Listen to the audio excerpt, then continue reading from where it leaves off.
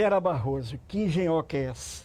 Esse é o telégrafo com fio da época do Rondon. Era assim que era. Isso, tá vendo? Tinha essa fitinha aí, que tem traço, ponto, era isso. Ele abria as estradas, erguia os postes, esticava os fios e passava nesses postos telegráficos, tipo assim, esse que a gente está aqui. Hoje em dia não, hoje em dia é esse daqui.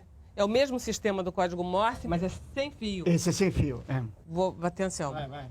Não, A. Que tal? O Rondon é considerado o patrono das comunicações, mas o que mais realmente me impressiona é a defesa intransigente dele dos índios, né? Quer dizer, isso numa época em que a defesa do índio não é tão forte como é hoje. A frase dele, que ele dizia que morrer se preciso for, matar nunca, é uma frase que mostra essa defesa dos povos indígenas.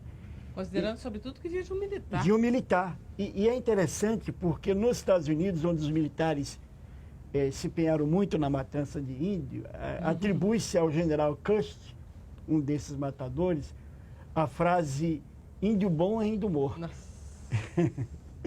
Que depois foi aproveitada aqui para outros fins. Mas é engraçado a posição do militar americano e a posição do militar brasileiro. Viva o Rondon! Viva o Rondon!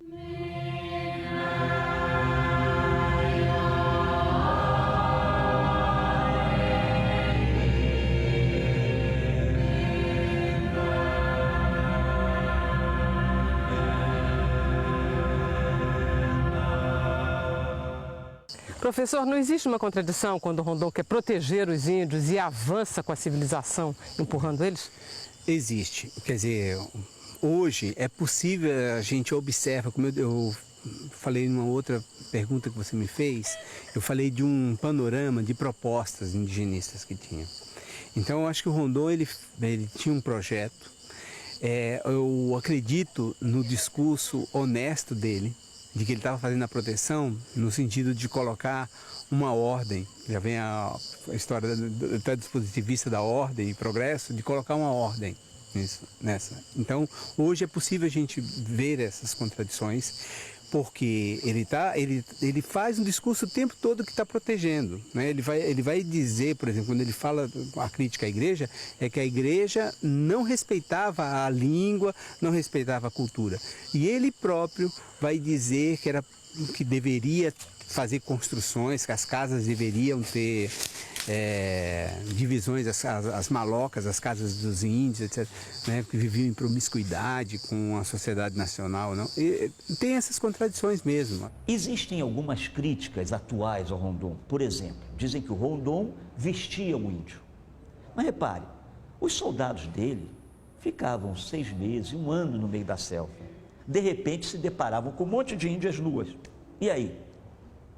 Então, essa atitude do Rondon era uma atitude de proteção, porque qualquer atitude, qualquer abuso, entre aspas, de um soldado em relação ao índio, deflagrava um movimento, uma guerra entre eles. Então, era uma forma de manter essa integridade. Agora, por exemplo, quando os índios trabalhavam junto com as tropas de Rondon para a implantação de postes, para esticando os fios telegráficos, o Rondon fazia questão de não deixar haver uma mistura, porque ele sabia que se os soldados entrassem no acampamento do indígena, haveria problema.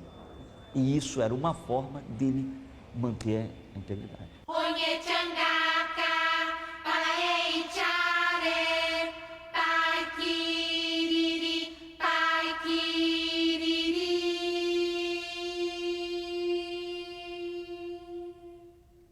Qual é o principal inimigo do índio hoje?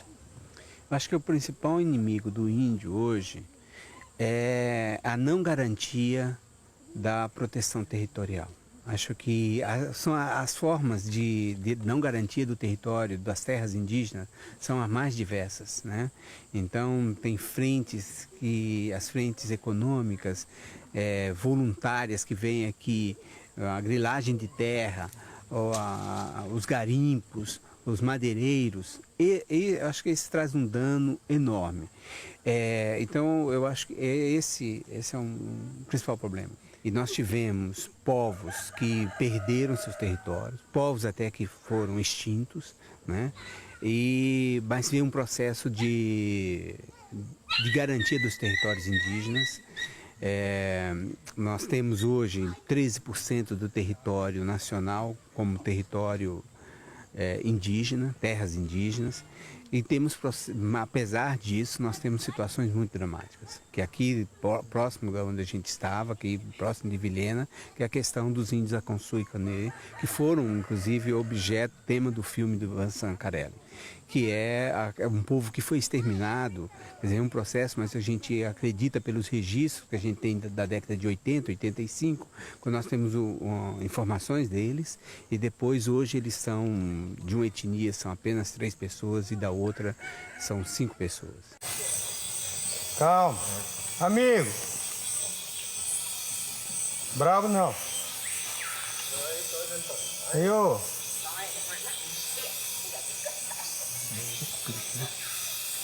Pouco clipe. Não aponta a pele pra ele. Você tá apontando a pele na cara dele.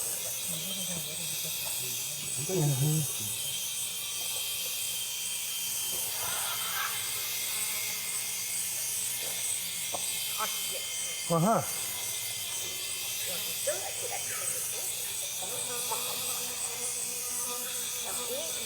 Lá, longe.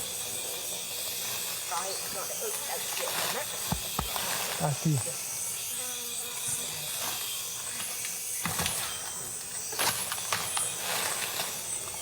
Bravo não. Acho que tá chamando a gente. Pode levar?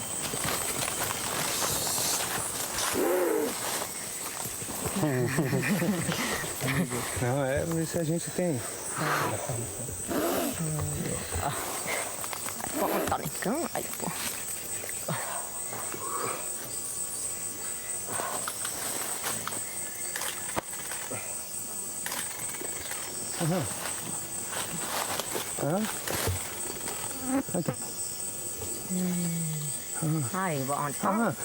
Lá.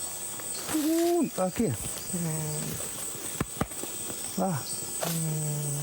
Esse. Aqui. Aqui anda.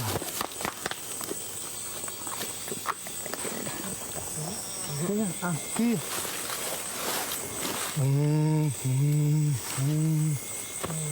Você lá. Primeiro, muito aqui. Lá. Aí, aqui, olha.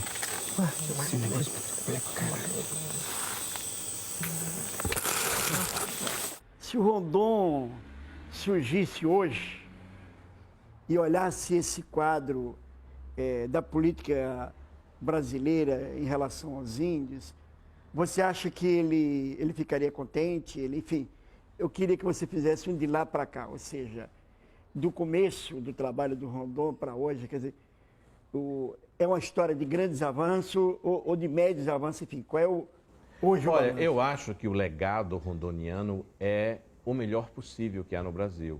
O que nós temos é 225 povos, alguns foram extintos nesse tempo do Rondon, outros começaram a recuperar sua população, são 225 povos brasileiros.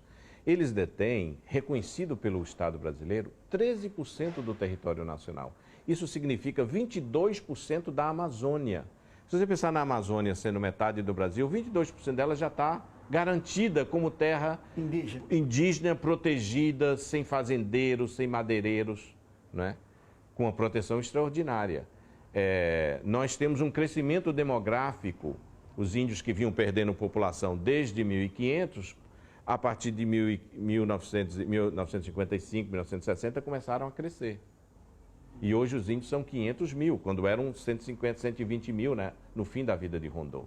Então houve um crescimento, isso é uma glória nacional. Né? É uma glória o Brasil ter demarcado essas terras indígenas. É uma glória os índios estarem entrando em faculdade. Tem 4 mil índios brasileiros em faculdade e, ao mesmo tempo, estarem comendo, participando da sua vida, andando nus, como no Parque do Xingu, caçando e pescando, como dizia o Marx, e filosofando à noite. Então, eu acho que isso é a glória brasileira. Que bom. Se existe uma glória brasileira, é ter incorporado os índios, deixando-os estar como estão, como eles querem ser. índios com culturas próprias, com a diversidade e, ao mesmo tempo, sendo brasileiros. E o Brasil sendo essa grande cultura mãe que acata a todos, recebe a todos e incorpora eles como pessoas íntegras, como culturas íntegras, únicas dentro dessa grande cultura nacional.